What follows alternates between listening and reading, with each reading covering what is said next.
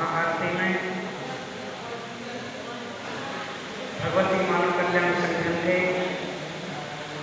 समस्त पदाधिकारियों, कार्यकर्ता, सभी तहसील के पदाधिकारी, कार्यकर्ता, आप सभी लोग पूज्य गुरुदेव भगवान की विचारधारा को आत्मसात करते हुए उनके लक्ष्य की पूर्ति के लिए निरंतर आगे बढ़ते जाएं, इसी कामना भावना के साथ सभी को जय माता की जय हो।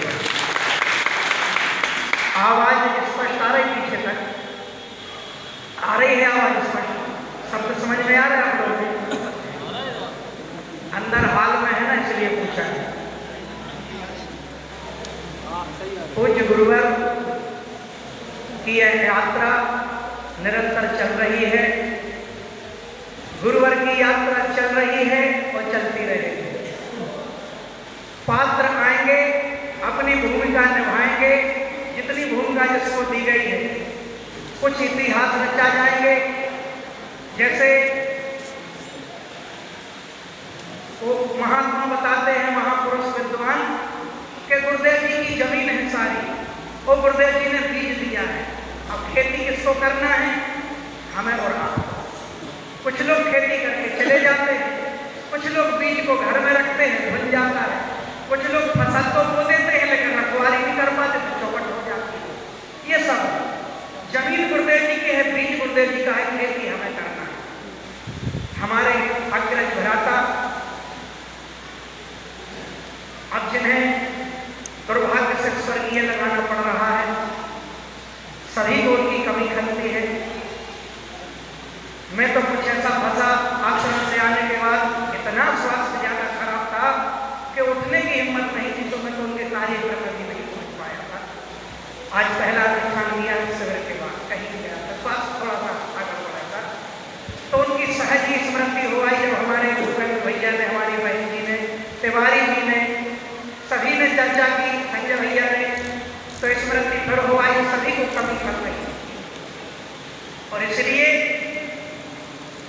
इन 4 पंक्तियों से बात है तो मुझे ढेर सारी करनी है कि गुरुवर ने बीज दिया है। कुछ लोग वो कर जाते हैं जो अमिट हो जाता है। आओ उसी पथ पर बढ़े। जन्म लेना बहुत बड़ी बात नहीं है, मृत्यु हो जाना बहुत बड़ी बात नहीं है, छोटी सी घटना है। तो बड़ी बात क्या है? सब जन्मते हैं ना। आज देख लो, हजारों बच्चों का जन्म हुआ होगा। आज भारत की गिनती ले लो किसी से, तो हजारों लोगों की मृत्यु हुई होगी। कोई एक्सीडेंट में, कोई फांसी लगाने, कोई जहर खा के, कोई सांप के काटने से। लेकिन साधक की मृत्यु, नवरात्रि का दिन, गुरुवार का पावन दिन और सिद्धाश्रम धाम की भूमि, ऐसी मृत्यु सबकी नहीं होती। उनको बुद्धि लानी पड़ेगी। मरना सबको है, जन्मना और मरना बिल्कुल बड़ी बात नहीं। बीच का जीवन कैसा किया, ये सबसे बड़ी बात है। वो जी के चले गए, आओ हम भी जिए। हम उनके जैसे नहीं बन सकते, लेकिन वो जो मार्गदर्शन देके गए वो तो कर सकते हैं, उतना तो चल सकते हैं। क्योंकि मेरा मानना है कि एक व्यक्ति सिर्फ उसी के जैसा होता है, दूसरा कोई नहीं होता। वो अपनी तरह से अपना होता है, मैं अपनी तरह का हूँ, आप अपनी तरह के। जो करके चले गए वो चले गए। गुरुवर की विचारधारा को बड़ी गहराई से समझ। मेरा व्यक्तिगत मत है, पूरे प्रदेश में घूमता हूँ, पूरे देश में घूमता हूँ। गुरुदेव जी से जुड़ने के बाद प्रत्येक घर में मैंने संपन्नता देखी है। साइकिल वाले ने मोटरसाइकिल ली, मोटरसाइकिल वाले ने 4 व्हीलर ली।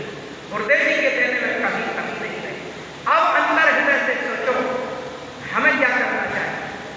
क्या हम संगठन को उस गति में ले जा पा रहे? क्या भारतीय शक्ति जनता पार्टी को उस गति में ले जा पा रहे? गुरुदेव जी तो हमें सही गति में ले जा रहे हैं। गुरुदेव जी के देने में कमी नहीं। क्या हम कुछ कर रहे हैं? ये मंथन का विषय।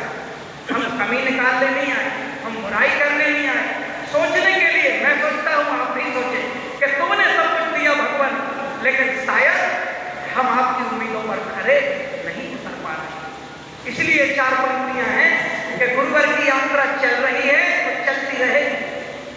गुरुवर की यात्रा चल रही है, चलती रहेगी। माँ की अखंड ज्योति जल रही है और जलती रहेगी और समय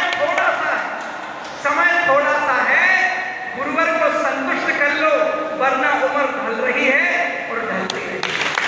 आज है कल नहीं रहे, ये सच्चाई है। आज है कल नहीं रहे, क्या रहेंगे? यही कार्य, यही परिश्रम, यही श्रम गुरुदेव भगवान प्रसन्न होकर करें, गुरुदेव भगवान संतुष्ट हो जाए।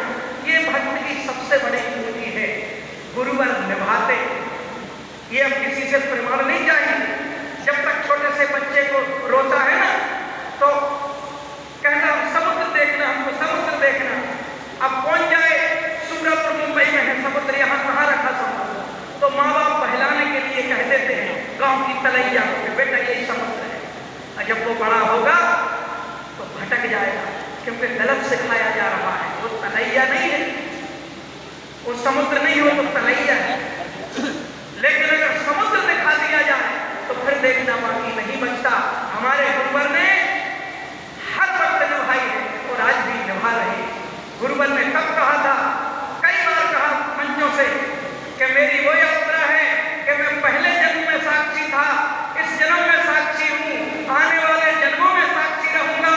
और जब तुम्हारा अंत समय आएगा तो तुम्हारा गुरु तुम्हारे पास मिलेगा। वो निभाते हैं, लेकिन वो निभाते हैं और कहना पड़ेगा शायद हम नहीं निभा पाए। निभाओ भैया, निभाओ, निभाना बहुत आवश्यक है। कर्म का दंड मिलेगा, ऐसा कोई व्यक्ति नहीं जिसे कर्म का दंड ना मिले। सबको निर्धारित है, मैं देख पाऊं या ना देख पाऊं। ये उजले कपड़े सबको दिखाई देते हैं, भजन सबको सुनाई देते हैं, जीवन कैसा जी रहे हैं वो जिस दिन उज्ज्वल बन गया, हम गुरुदेव जी के प्यारे बन जाए। दो चार भजनों से आकलन नहीं किया जा सकता, वेशभूषा से आकलन नहीं किया जा सकता। अब तो मैं कहूँगा सबसे बड़े राक्षस तो अच्छे अच्छे वस्त्रों में फिरते हैं, देख लो आप, बड़े बड़े सबसे अच्छे वस्त्र मिल जाएंगे, वो पूरे मानवता के वही कलंक मिलेंगे तुमको। तो इनसे आकलन नहीं किया जा सकता। आकलन किया जाता है इससे जो सतगुरुदेव भगवान ने प्रदान किया है। हमारी साधना से आओ अपने गुरुवर को संतुष्ट करें, संकेत पर्याप्त होते हैं। कर्म का दंड गुरुवर प्रत्येक साधक की यात्रा को बड़ी गहराई से देख रहे हैं। सिद्धाश्रम में बैठे गुरुवर, उनकी 1000 आंखें हैं, चेतनात्मक, हर शिष्य के अंदर वास करते हैं। गुरुवर ने एक बार और कहा था, किससे छुपाते हो? मां से छुपाते हो, गुरुदेव जी से छुपाते हो, क्या खुद से छुपा लोगे? खुद की गलती खुद को तो पता है ना, क्या मैं क्या कर रहा हूं। तो जब खुद से नहीं छुपा सकते तो यही तो मां है, यही तो गुरुवर है। स्वयं से नहीं छुपा सकते, मां और गुरुवर से नहीं छुपा सकते। प्रत्येक व्यक्ति का आकलन, तुम अच्छे बुरे कर्म करना पर भूल ना जाना, गुरुवर देख रहे हैं प्रतिपल। एक व्यक्ति को संदेह हो गया, आती है कहानियां अलग अलग तरह की। एक व्यक्ति रो रहा था जोर जोर से, महात्मा जी से कहा, महात्मा जी मेरे साथ अन्याय हो गया। बोले बेटा क्या हुआ तेरे साथ अन्याय? अरे बोले मेरी आंखों ने कछुआरे में अमरूद भी देख ली, अब देखी आंखों ने, अब टेंशन बन गई कि मुझे तो खाना है अमरूद। तो देखो देखी आंखों ने, वो पांव चल के गए कछुआरे तक। अब वहां रखवाली चल रही थी तो चुराने पड़े, पांव चल के गए, हाथों ने तोड़े, मुंह ने खाए और पेट भर गया। और ठुकाई हुई पीठ की अच्छी जम के ठुकाई। बोले बड़ा अन्याय हुआ मेरे साथ, पीठ में दर्द हो रहा है।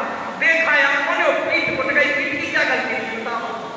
देखा आंखों ने, चल के पांव गए, तोड़ा, हाथों ने खाया, मुंह ने गया पेट में, वो पीठ की कुचराई हो गई, सूजन आ गई पीठ में। महात्मा जी बोले बिल्कुल अन्याय नहीं हुआ बेटा, सही न्याय हुआ।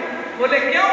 बोले पीठ की कुटाई हुई तो आंसू कहां से निकले? बोले आंखों से। बोले तो आंखों ने तो देखा।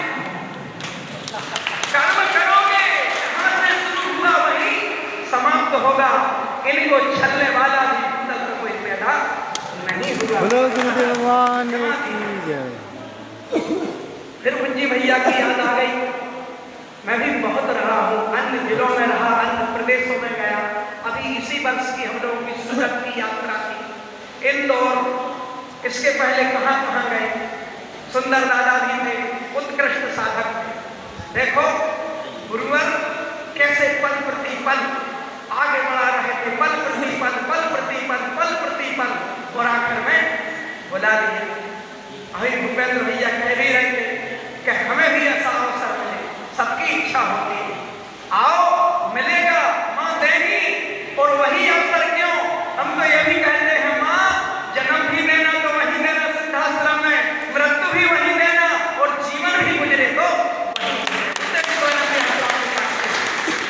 इन्हीं पंक्तियों के साथ वो हमारे बड़े भैया गुरुदेव जी के अनंत भक्त, उत्कृष्ट साधक, केंद्रीय उपचार मंत्री भुज्जी भैया जी, उनकी स्मृति को वंदन करते हैं।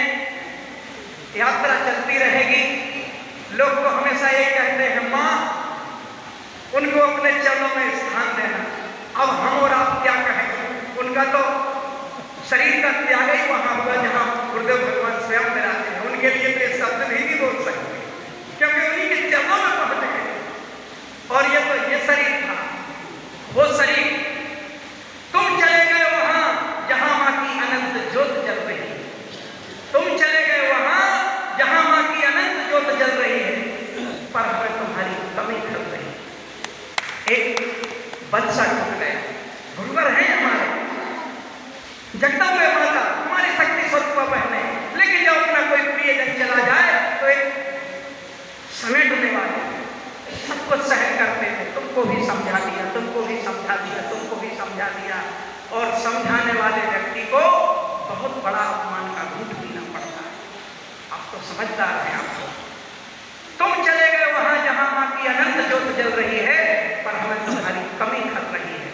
तुम्हें श्रद्धांजलि देती जो हर सांस निकल रही है, हमें तुम्हारी कमी खल रही है। और तुमने जो फसल बोई थी आज फूल रही है, फल रही है, हमें तुम्हारी कमी खल रही है। कुछ गुरुवर के चरणों में, माँ के चरणों में इसी भावना कामना के साथ संजय भैया ने कहा भी है और सक्रियता लाइए, तब समय देने में